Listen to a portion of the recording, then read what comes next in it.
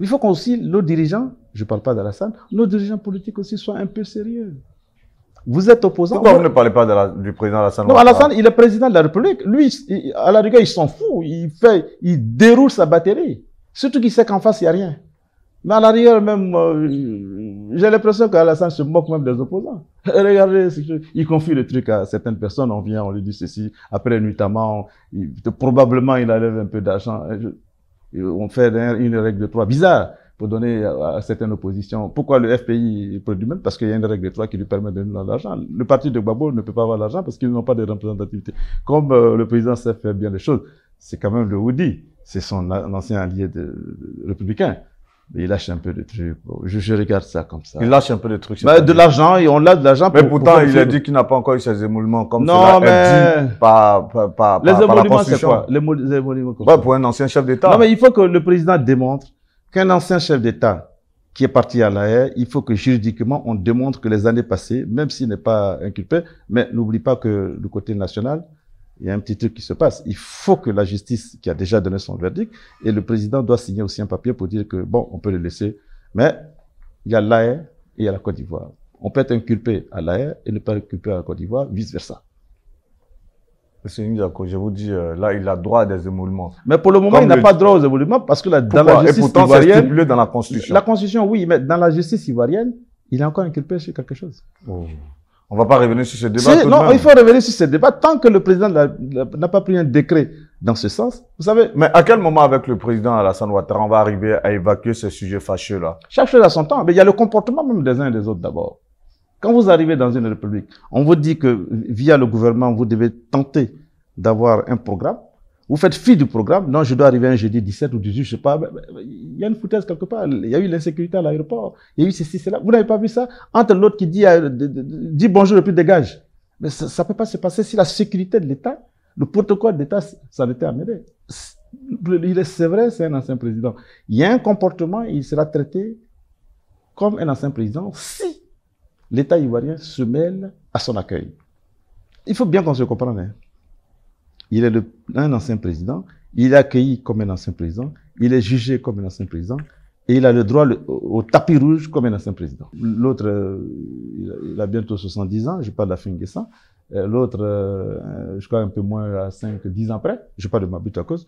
Mais Mabit Ouakkos a goûté aux délices du pouvoir. Est-ce qu'on s'en comprend?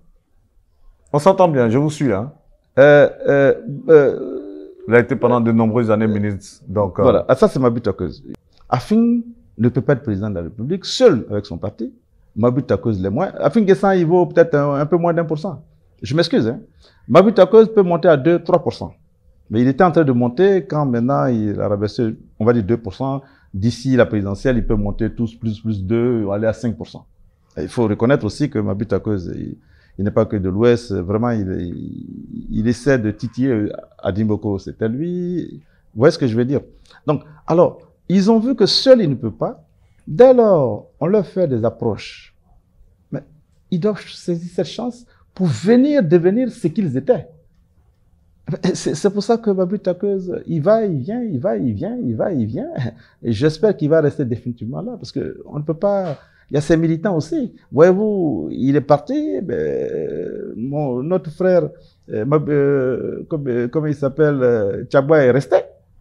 Et vous avez vu le directeur du SONU, comment il a été débarqué. Bon, tout ça, ça fait un peu cacophonie. Il y a des familles qui attendent de quelque chose. Il faut aussi faire des choses. Afin Guessan, n'en parlons pas. Gbagbo, il a des militants. Bon, il ne peut pas, on ne devient pas comme ça président. Mais pour vous, le courage politique, c'est quoi, au final? Le courage politique, c'est être à même de savoir, d'être courageux pour connaître ses erreurs. Déjà, Afin Guessan a échoué. Après les présidentielles dernières, vous avez vu, il était porte-parole, patati patata, il y a eu le blocus, ces choses. Après, il est devenu quoi? On l'a un peu mis, là, un peu une petite prison dorée. On l'interroge, là, il mange un peu. Vous appelez ça une petite prison dorée? Oui, mais la vraie prison, c'est à la Maca. Ce n'est pas être... Quelqu'un qui a été séquestré? Séquestré où ça? Non, il n'a jamais été séquestré. Il a été porté disparu pendant quelques jours? Mais porté disparu, c'est pas le séquestré. Être porté disparu, c'est quand on voit le cadavre de quelqu'un par la suite. Ben, il était quelque part, on ne voulait pas qu'il ait des visites, mais il était bien nourri. Écoutez, il buvait, vous n'avez pas vu qu'il était à des frites. Quel est le prisonnier qui a des frites? avec des poulets rôtis. Ils nous ont montré ça. Cette mise en scène mise en scène qui sont faites pour montrer à l'opinion que lorsqu'on on prend une personnalité politique, elle est bien gardée. C'est de ça vous parlez là, oui, mais c'est pas une mise en scène. Lui-même, il a reconnu qu'il était bien. Maintenant, s'il joue à se mettre en scène, mais c'est que lui-même, c'est un comédien. Il a dit qu'il était bien traité. Ses cheveux ont blanchi. Une semaine après, ses cheveux ont noirci. Et on l'a vu dans l'avion. Aller à Accra. C'est cette comédie musicale et politique où il a du cran. Il ne peut pas aller représenter le parti, la Côte d'Ivoire au Ghana. C'est ça aussi le cran. Donc il n'a pas le cran. On vous met en prison. On vous met en prison, vos cheveux blanchissent. Après, vous les noircissez. Et puis, de là, vous allez dans l'avion présidentiel. Vous avez quel kilo?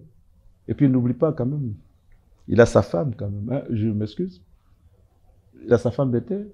Est-ce que les gars de Mama et consorts, c'est tout un système.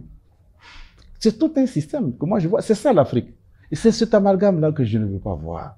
On a un pays en sous-développement, qu'on s'unisse dans nos forces, dans nos valeurs, et puis à nous aller. Mais on est là, on se tire entre nous, très peu de choses. Bon, c'est là aussi j'ai des conseils à donner au RHDP.